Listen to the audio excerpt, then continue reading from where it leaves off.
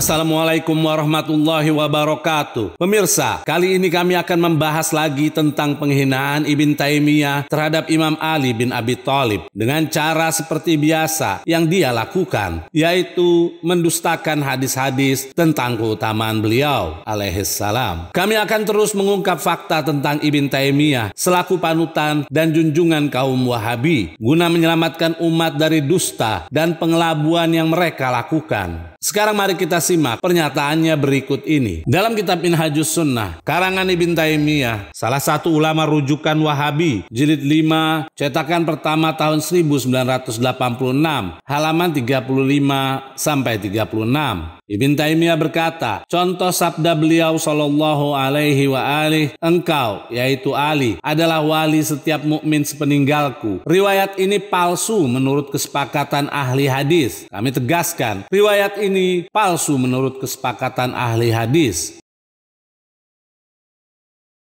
Jika kita perhatikan dengan seksama, Ibn Taimiyah selalu berdusta dan menjual nama para ulama yang lurus dengan mengatakan di dalam komentar konyolnya menurut kesepakatan. Apakah benar julukan wali bagi Ali yang datang dari lisan suci Nabi merupakan hadis palsu? Dan apakah para ahli hadis sepakat akan hal itu? Sekarang mari kita lihat hadis tersebut di dalam kitab-kitab Ahlus Sunnah wal Jamaah. Di dalam kitab Ithaful Khiyarah, karya Al-Busiri, salah satu ulama Ahlus Sunnah, jilid 9 yang diterbitkan oleh Maktabah Ar-Rushd, cetakan pertama tahun 1998, halaman 245.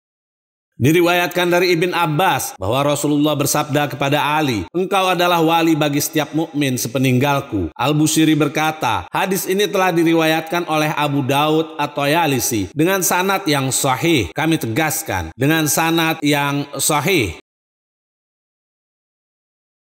Riwayat yang sama tercantum dalam kitab Musnad Abi Daud at-Tayalisi yang ditahqiq oleh Muhammad bin Abdul Muhsin At-Turki, jilid 2 yang diterbitkan oleh Hijr, cetakan pertama tahun 1999, halaman 168 sampai 169.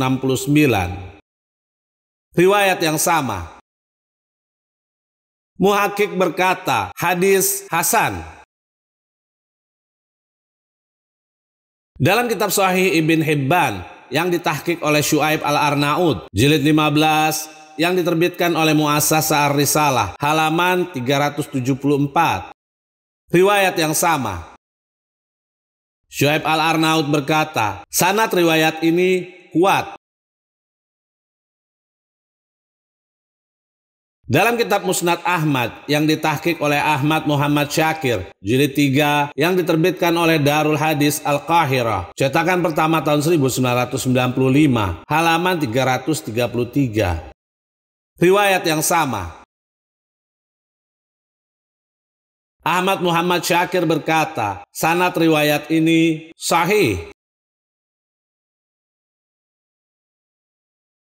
Dalam kitab Musnad Abi Ya'la yang ditahqiq oleh Husain Salim Asad, jilid pertama yang diterbitkan oleh Darul Ma'mun, cetakan kedua tahun 1989, halaman 293.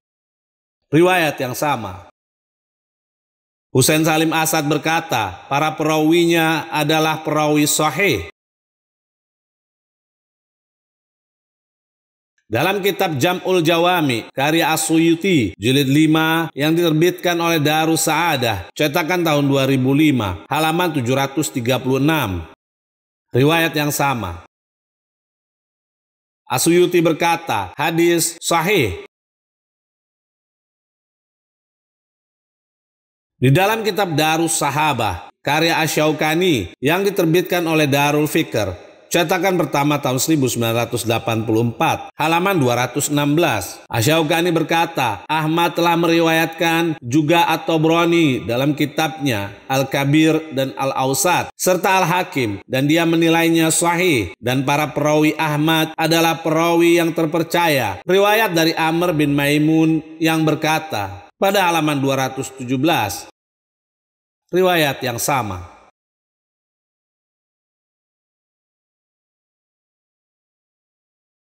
Dalam kitab Al-Isabah, karya Ibn Hajar Al-Asqalani, jilid 4 yang diterbitkan oleh Darul Kutub Al-Ilmiyah, cetakan pertama tahun 1995, halaman 468. Ibn Hajar Al-Asqalani berkata, At-Tirmizi telah meriwayatkan dengan sanad yang kuat dari Imran bin Husain. Riwayat yang sama.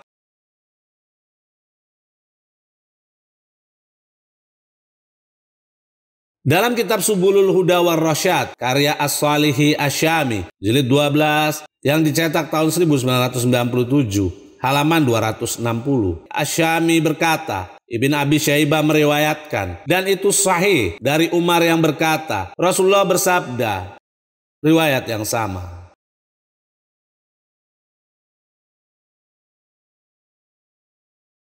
Bahkan terdapat ulama yang menerangkan bahwa keutamaan ini hanya dimiliki oleh Ali bin Abi Thalib. Dalam kitab Syarah Madzahib Ahlus Sunnah, karya Ibn Syahin, salah satu ulama Ahlus Sunnah yang diterbitkan oleh Muassasah Qurtubah, cetakan pertama tahun 1995, halaman 89. Ibn Syahin berkata, Ali bin Abi Thalib saja yang memiliki keutamaan ini. Tidak ada orang lain yang ikut serta di dalamnya. Riwayat yang sama.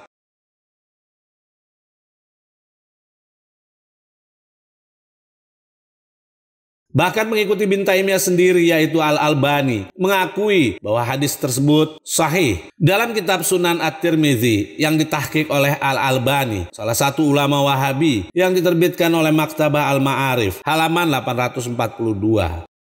Riwayat yang sama. Al-Albani berkata, hadis sahih.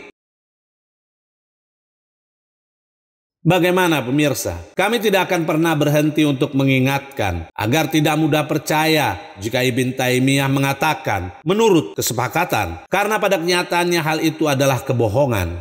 Metode dusta dan menjual nama ulama ini diwariskan oleh Ibn Taimiyah kepada para pemuja setianya, sehingga dapat pemirsa perhatikan para ustadz Wahabi yang berkeliaran sering mengelabui umat dengan kalimat menurut kesepakatan. Apakah rokok itu haram dan maksiat? Ya, rokok haram.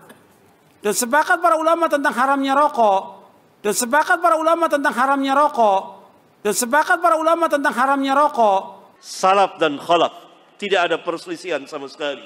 Dari seluruh madzhab, dari seluruh madzhab, dari seluruh madzhab mengharamkan tahlilan ini.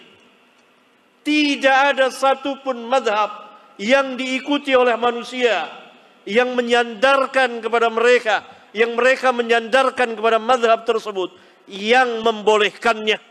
Kebencian dan kedengkian apa yang terdapat dalam diri Ibn Taimiyah terhadap Amirul Mukminin Ali bin Abi Thalib? Apakah ini yang dinamakan Syekhul Islam oleh kelompok Wahabi dengan mengingkari keutamaan yang ada pada diri Ali bin Abi Thalib?